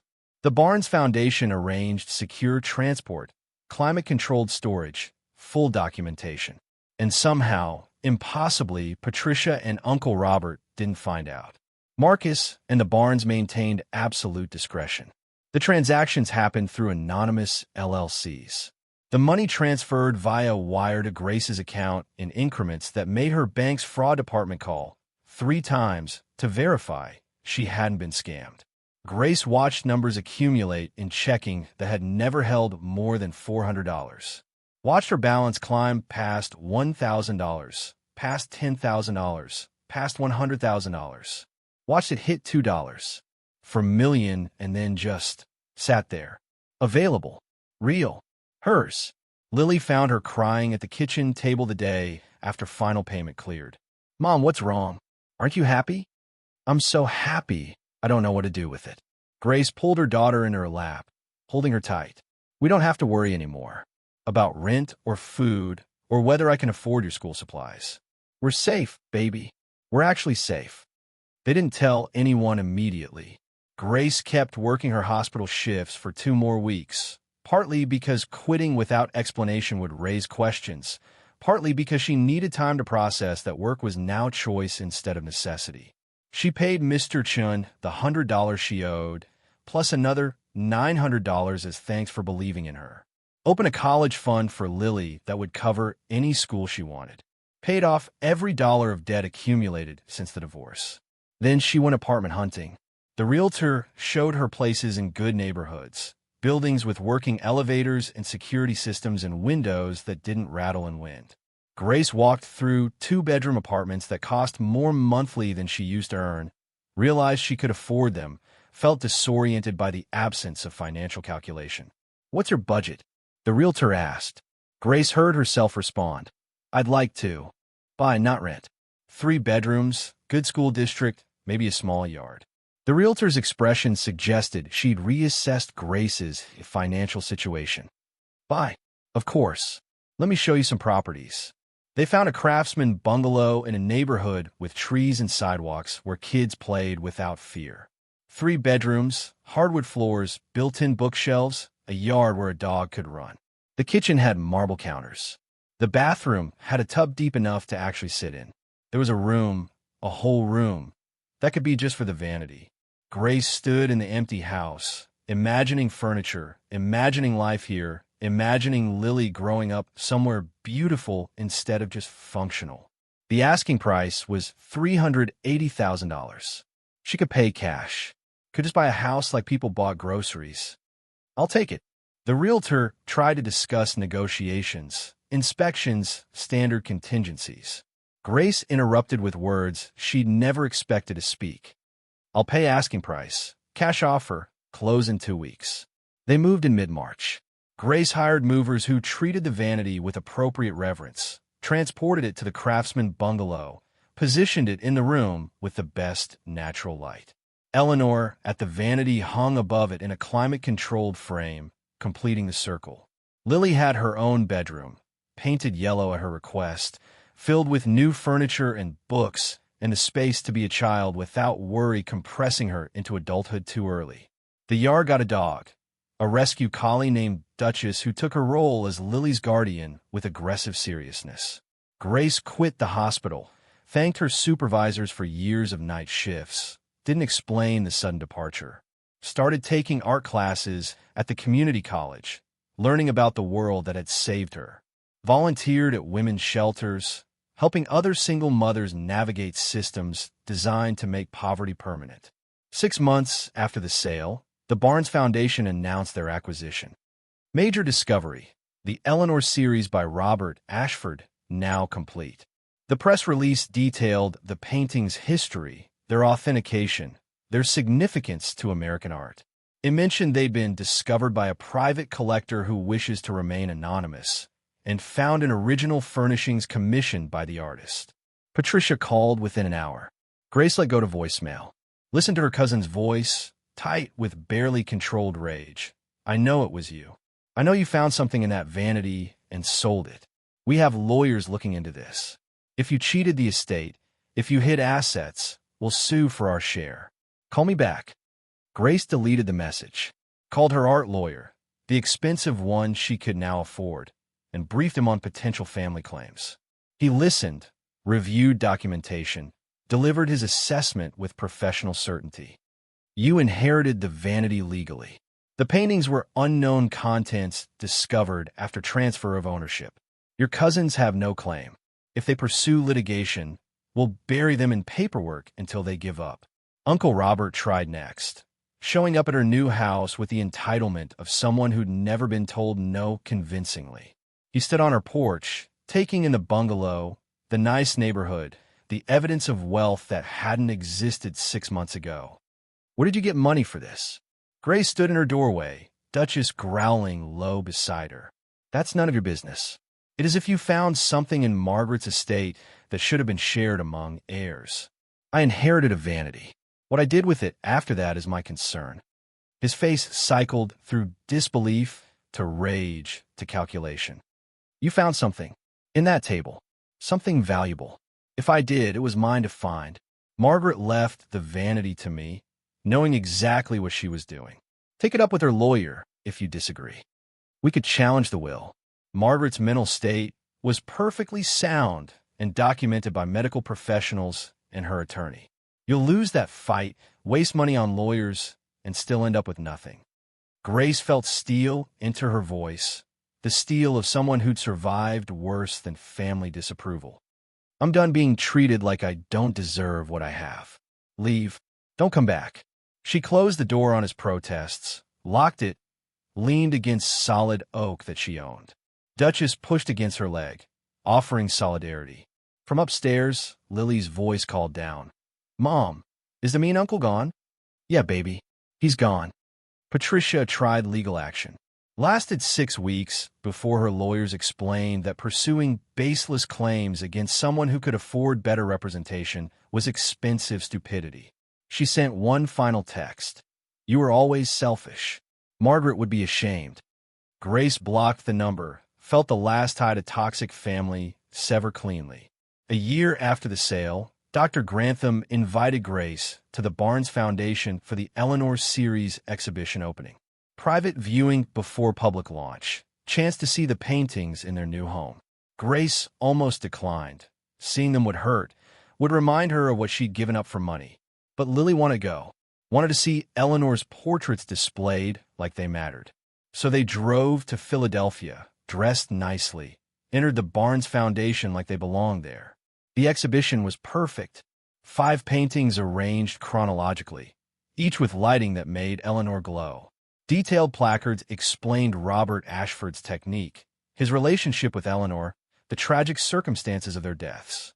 The final placard mentioned recent discovery of the complete Eleanor series, acquired through generous donation from an anonymous collector. Dr. Grantham found them in the gallery, elegant and warm. "Miss Chen, I'm so glad you came." "Lily, hello. What do you think?" Lily studied the paintings with 9-year-old solemnity. "They're beautiful, but sad, because she died and he died, and now they're just pictures." "Not just pictures," Dr. Grantham corrected gently. "Memory, love, proof that beauty survives even when people don't." Robert Ashford painted Eleanor because he couldn't save her, but he could preserve her. Now thousands of people will see her, know her, remember her. That's immortality. Grace stood before Eleanor at the window, the second painting in the series. Studied brushwork she'd first seen on her bed, wrapped in sheets, worth an impossible fortune. Remembered the terror of discovery, the weight of decision, Margaret's journal entry about choosing wisely. Did I do the right thing? The question escaped before Grace could stop it. Selling them? Making them public? Dr. Grantham's expression softened into understanding. "I think you honored everyone involved. You honored Robert Ashford by sharing his masterwork. You honored Eleanor by letting her be seen. You honored Margaret by making the choice she couldn't. And you honored yourself by choosing survival without shame. That's wisdom, Miss Chen. That's grace." They stayed for an hour, watching other viewers discover the paintings, reading their reactions, tears, awe, whispered conversations about love and loss. Lily made friends with a security guard who let her sit on the bench directly across from Eleanor at the Vanity, studying it with focus that suggested she was memorizing every detail. On the drive home, Lily fell asleep in the back seat, Duchess curled beside her. Grace navigated familiar streets to their bungalow, their home, their life built from paintings hidden in furniture and Margaret's deliberate bequest, and the courage to choose forward instead of backward. The Vanity stood in its room, Eleanor's portrait hanging above it, completing the circle Robert Ashford had drawn 130 years ago. Grace sat at it sometimes, looking at her reflection in tarnished mirrors, thinking about inheritance that came in forms beyond money. Margaret had given her furniture. Inside the furniture was art. Inside the art was choice. And Grace had chosen life. For herself, for Lily, for the memory of people she'd never met who'd loved each other desperately enough to make beauty from dying. That was worth more than $2. $8 million. That was worth everything. 2 years after the sale, Grace opened a foundation. The Margaret Chen Fund for Single Mothers in Crisis. Provided emergency grants, housing assistance, job training, childcare support. Everything Grace had needed when she was living in a studio with $47 in checking and a daughter who deserved better. The fund was quiet, deliberately low profile. Grace didn't want publicity, didn't need recognition. Just wanted to pass forward what Margaret had passed to her. Not money exactly, but chance. Possibility. The space to breathe and choose and build something from nothing. She thought about Rose's letter, about paying forward every kindness received, about legacies that survived through actions instead of objects, about how wealth meant nothing if you didn't share it with people who needed exactly what you needed before you had it. Lily, now 11, helped interview grant applicants. Sat beside her mother listening to stories of eviction and job loss and desperate choices. Learned that poverty wasn't moral failure, just circumstances colliding badly. Learned that helping wasn't charity, it was obligation to everyone who'd help you survive when survival seemed impossible. One afternoon, Lily asked the question Grace had been waiting for. Mom, do you ever regret selling the paintings? Grace looked at her daughter, healthy and safe and educated in good schools. Looked at their home, solid and warm. Looked at the foundation paperwork spread across the table, representing hundreds of families helped. No, baby, I don't regret it. The paintings needed to be seen. We needed to survive. Both things can be true. But you kept one. Lily's voice carried understanding beyond her years. You kept the Vanity one because it belonged together. The painting and the furniture. Yeah, some things shouldn't be separated. They sat together at the Vanity that evening, mother and daughter, reflected in mirrors that had shown Eleanor Ashford her dying face, and Margaret Chen her aging one, and Grace Chen her transformation from desperate to secure. Lily did homework. Grace read. Duchess slept at their feet. And above them, Eleanor at the Vanity looked down, forever young, forever at this furniture, forever preserved by a husband who couldn't save her life but could immortalize her beauty. The painting that had stayed when the others sold. The secret that remained when the rest became public. Grace thought about choices, about inheritance, about the strange grace of being exactly where you needed to be even when getting there nearly destroyed you. Thought about Margaret, who'd kept the secret for 35 years and then passed it forward like a relay race runner handing off the baton. Thought about how wealth came in forms beyond money. How inheritance meant more than objects. How family was who showed up when you needed them, not who shared your blood. Her phone buzzed. Text from a grant applicant. We got the apartment. Moving next week. I don't have words for what this means. Thank you for believing we deserve a chance.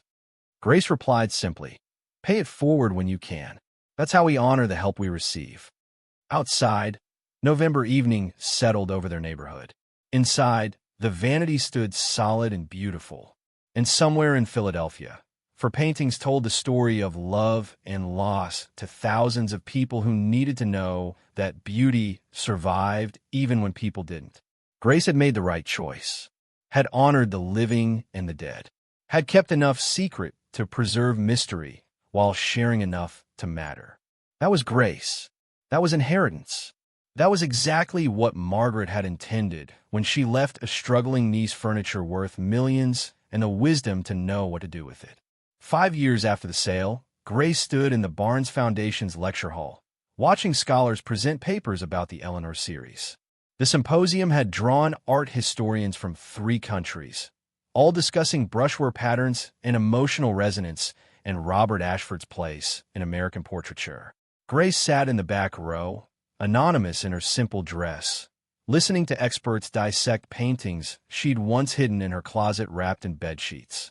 Dr. Grantham was presenting the keynote, using high-resolution images to demonstrate Ashford's technical evolution across the 5 paintings. Notice how the brushwork becomes looser, more expressive, as Eleanor's illness progresses. In the first painting, Eleanor at the Vanity, we see controlled precision. By the final deathbed portrait, Ashford has abandoned technical perfection for raw, emotional honesty. It's masterful precisely because it's imperfect. The irony wasn't lost on Grace. These paintings had been perfect enough to authenticate, valuable enough to sell. And now they were being analyzed by people who would never know she'd eaten ramen for a week to afford Lily's school supplies while sitting 3 feet from millions of dollars in hidden art. A hand touched her shoulder. Grace turned to find an elderly woman, probably mid-70s, with silver hair and Eleanor Ashford's bone structure. The resemblance was so striking that Grace's breath caught. "You're her," the woman whispered.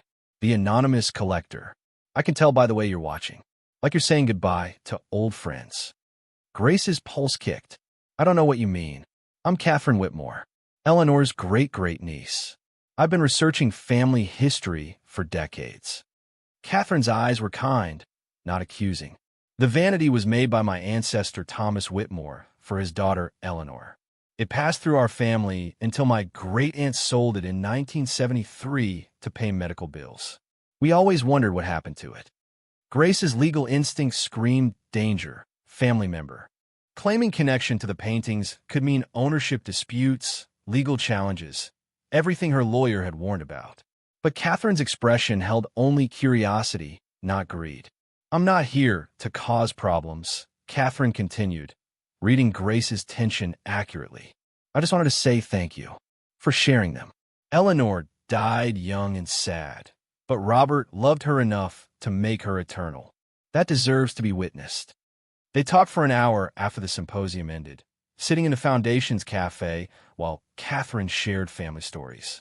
Eleanor had wanted children but couldn't carry to term, had loved gardening but struggled with depression, had married Robert after a 2-week courtship that scandalized Philadelphia society. Their love had been immediate, intense, and tragically brief. The family always said Robert went mad after she died, Catherine explained. But I think he just loved completely. When you love like that, losing it destroys you. Grace thought about the paintings, about Robert documenting Eleanor's dying with brushwork that ached. Did your family know about the hidden paintings? Rumors only. My grandmother mentioned that Robert had become obsessed with preserving Eleanor's image, that he'd hidden portraits throughout their house. After his suicide, Eleanor's sister cleared the house quickly, too painful to linger. Things got sold or stored without careful inventory. The Vanity went to a cousin, then another cousin, then got sold during the Depression. Family lost track of it. Did you ever try to find it? Catherine smiled sadly. I looked for years, contacted antique dealers, tracked auction records. But Thomas Whitmore made dozens of vanities. Without specific provenance, I couldn't identify which one had been Eleanor's. She looked at Grace directly. How did you know? What made you look inside the frame? Grace pulled out her phone, showed Catherine photos of Margaret's journal. My aunt bought it in 1973. She found references to the hidden compartment, but chose to keep the painting secret. She left the vanity to me, knowing I'd have to decide what to do. And you chose to share them. Catherine's voice carried approval. That took courage. You could have kept them private, sold them quietly, protected the secret. Instead, you let the world see Robert's love for Eleanor. I kept one, Grace admitted. Eleanor at the vanity. It felt wrong to separate it from the furniture. Catherine's expression transformed into something Grace couldn't quite read. Surprise mixed with deep satisfaction. That's the painting Robert considered his masterpiece. He wrote about it in letters to Eleanor's sister. Said it captured the moment he understood she was dying, when he looked at her sitting at that vanity and realized he was already losing her. He wanted it hidden there permanently, sealed away from public consumption. Grace felt vindication settle into her chest. She'd made the right choice keeping that one painting private, had honored Robert's intentions while sharing the rest with the world. Can I see it? Catherine asked. Not to claim it, just to see the one Robert wanted hidden most. The request felt both intrusive and inevitable. Grace heard herself respond. Come to my house next Saturday. Bring family photos if you have them. Let's document Eleanor's story properly. That Saturday, Catherine arrived with a banker's box full of history. Photographs of Eleanor as a child, letters she'd written to family, her wedding announcement, medical records documenting her tuberculosis progression. They spread it across Grace's dining room table, constructing timeline of a life that had ended at 24. Lily, now 13 and more interested in social justice than art history, helped organize documents chronologically. She was really young when she died. Younger than you are now, Mom. 24, Grace confirmed. Married at 20, dead at 24. Catherine pulled out a photograph that made everyone stop. Eleanor and Robert on their wedding day, both impossibly young, looking at each other with the intensity of people who'd found their gravitational center. The love in that photograph was so tangible it felt invasive to witness. This is the only surviving photo of them together, Catherine explained. Everything else was lost or destroyed. Robert burned most of their correspondence after Eleanor died. Couldn't bear to read her words knowing she was gone. They worked for hours, building comprehensive documentation of Eleanor's life. Catherine recorded oral family history that had never been written down. Stories passed from Eleanor's sister to her daughter to granddaughter to Catherine. Details about Eleanor's love of music, her terrible cooking, her habit of reading 3 books simultaneously, her desperate desire for children she'd never have. She knew she was dying for at least 2 years before the end, Catherine said quietly. Tuberculosis wasn't quick or kind. Robert watched her fade slowly, painted her frantically, tried to capture every expression before it was lost. When they finished, Grace led Catherine upstairs to the vanity room. The furniture stood in afternoon light, polished and beautiful. Eleanor at the vanity hanging in its climate-controlled frame above carved flowers that had been created for her original. Catherine approached slowly, touching the vanity with reverent fingers. This was hers. She sat here every morning, brushing her hair, looking at this mirror. Robert carved those flowers specifically to make her smile. She studied the painting with the focus of someone memorizing sacred text. Eleanor's profile, reflected face, the vanity itself depicted with photographic precision.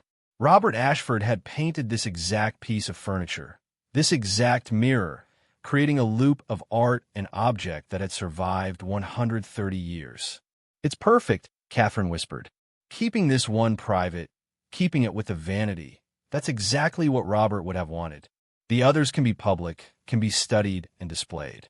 But this one belongs here, completing the circle." She turned to Grace with tears in her eyes. "Thank you for understanding, for choosing correctly. You honor my family and Robert's wishes better than we could have done ourselves." After Catherine left, Grace sat at the vanity, looking at Eleanor's portrait, thought about all the lives that had intersected around this furniture. Thomas Whitmore, who'd built it, Eleanor, who'd owned it, Robert, who'd filled it with hidden art, the collectors who'd treasured it, Margaret, who'd discovered it, Grace, who'd inherited it, Catherine, who'd found it again after decades of searching. All these people connected by carved wood and hidden paintings and love that refused to stay buried. Lily appeared in the doorway, homework folder in hand. "Mom, can I work here tonight?" The kitchen table has all those photos spread out. "Of course, baby." Her daughter settled at the vanity, the same place Eleanor had sat 130 years ago, doing algebra instead of brushing hair, but occupying the same physical space. Grace watched Lily's reflection in tarnished mirrors, saw her own reflection behind, thought about how this furniture had witnessed generations of women at different life stages, all of them struggling with different challenges, but all of them human and flawed and trying. The foundation had grown beyond Grace's initial vision. They'd helped 847 families in 5 years. Single mothers escaping domestic violence. Families facing eviction. Women rebuilding after divorce or job loss or medical catastrophe. Each grant came with no strings attached, just faith that people given a chance would take it. Grace hired staff, social workers who understood trauma, financial advisors who taught budgeting without condescension, lawyers who helped navigate systems designed to keep poor people poor. The foundation had become a small empire of second chances, built on money from paintings that had documented first love.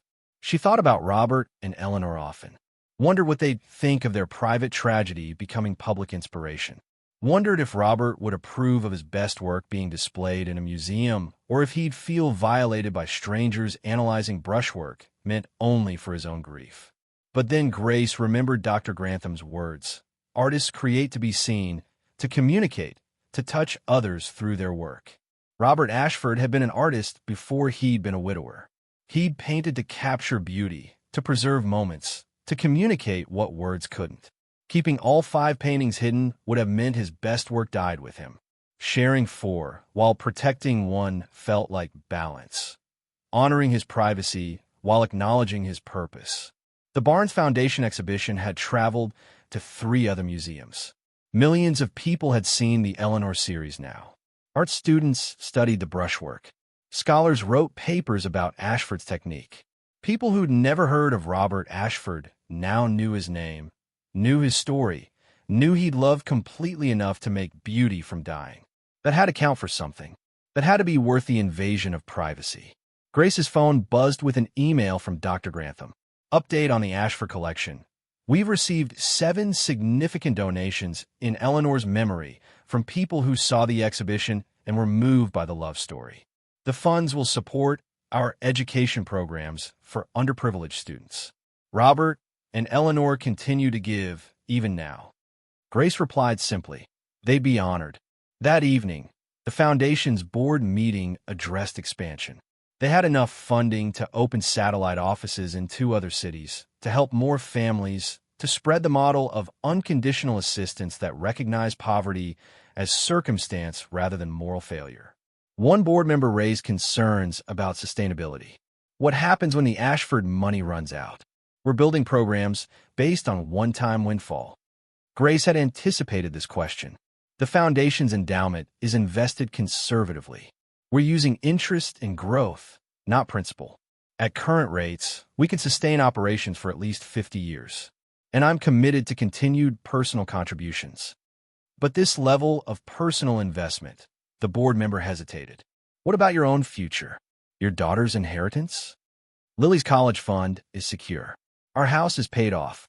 We have more than enough for comfortable living. Grace's voice carried certainty. The paintings gave me security I never dreamed possible. Using that security to help others isn't sacrifice, it's obligation. Margaret gave me a chance. I'm passing it forward. Another board member, Teresa Martinez, spoke up. She'd been one of the Foundation's first grant recipients, used the money to escape an abusive marriage, now worked as the Foundation's client services director. I was living in a motel with my 3 kids when Grace's Foundation gave me first month's rent and security deposit. No judgment, no requirements except do better when you can. That trust changed my life. Now I help other women every day. That's the model. We don't just give money, we give faith that people are worth investing in. The room went quiet. Then someone started clapping. Others joined. Grace felt uncomfortable with the attention, but accepted it because this was part of leadership, letting people honor your work even when humility suggested deflecting. After the meeting, Teresa lingered. Can I ask you something personal? Of course. Do you ever regret it? Selling the paintings? You could have been set for multiple generations. Instead, you're giving most of it away. Grace considered the question seriously. Thought about the life she could have lived. Luxury travel, designer clothes, private schools, the particular comfort of never worrying about money. Thought about the life she had chosen instead. Modest house, public school, second-hand car, and the profound satisfaction of helping people climb out of holes she remembered intimately. I don't regret it, Grace said finally. Money beyond what you need for security just becomes scorekeeping. I have enough. Lily has enough. Everyone else deserves a chance at enough too. That's not normal thinking. Poverty teaches you what matters. I spent years calculating whether I could afford name-brand cereal. That perspective doesn't leave you just because your bank account changes. I know exactly what these families are experiencing because I lived it, and I remember how desperately I needed someone to believe I deserved help. Teresa hugged her impulsively. You're a better person than most people who get sudden wealth. I'm just grateful, and gratitude demands action. Walking to her car that night, Grace thought about the paintings again. Wondered if Eleanor would approve of her image-inspiring charity. Wondered if Robert would be proud that his art had generated enough wealth to change hundreds of lives. She'd never know. They were dust and memory, gone for over a century. But their love had survived through hidden paintings that had survived through furniture that had survived through deliberate choices by Margaret and Grace to preserve what mattered while sharing what helped. That felt like immortality. Not the dramatic kind from mythology, but the quiet kind that came from making beauty that outlasted bodies, from creating meaning that rippled forward through strangers who'd never meet but still touched each other's lives across time. Grace drove home through familiar streets, past the studio apartment where she'd lived when homeless felt imminent, past Chen's garden where Mr. Chen still served egg rolls and wisdom in equal portions, past the hospital where she'd worked night shifts while Lily slept in waiting rooms. Her life had transformed completely, but she was still the same person who'd broken down, crying over $100 for movers, who'd eaten ramen for a week to afford school supplies, who'd understood intimately what it meant to choose between necessities because you couldn't afford both. That person still existed inside her. That person informed every foundation decision, every grant approval, every choice to help someone who reminded her of who she'd been. At home, Lily was already asleep, Duchess curled at the foot of her bed.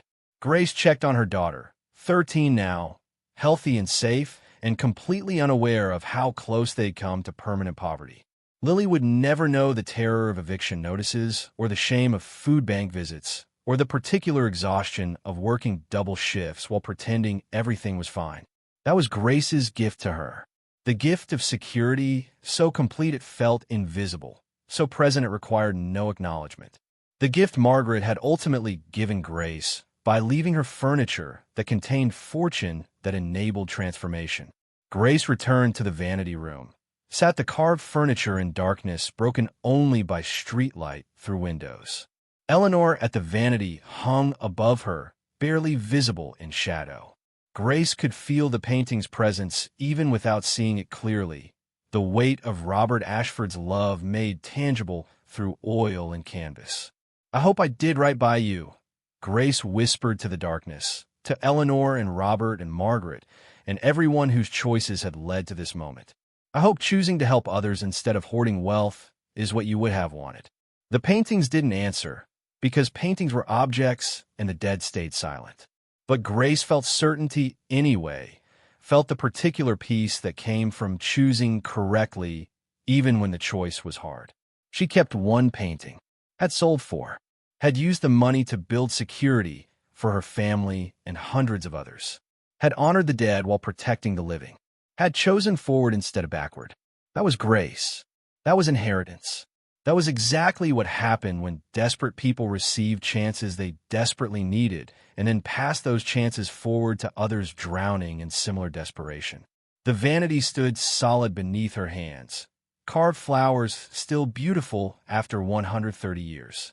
Eleanor's portrait hung permanent above it, completing circles that Robert Ashford had drawn and Margaret Chen had protected and Grace Chen had finally, carefully, deliberately chosen to both preserve and share. Some legacies demanded privacy. Some demanded publicity. The wisdom was knowing which was which and having the courage to choose correctly even when choosing cost you something precious. Grace had chosen well. The certainty settled into her bones like warmth, like the particular comfort of knowing that when she died, decades from now, hopefully, she'd pass forward something more valuable than money. She'd pass forward the proof that one person given one chance could transform hundreds of lives. That poverty wasn't permanent unless systems made it so. That wealth meant nothing if you didn't share it with people who needed exactly what you needed before fortune smiled. That was the real inheritance. Not paintings or money or furniture, but the understanding that we were all connected, all responsible for each other, all obligated to help when we had the capacity because someday we'd be the ones needing help. Eleanor and Robert had loved each other completely. Margaret had loved her niece enough to give her an impossible choice.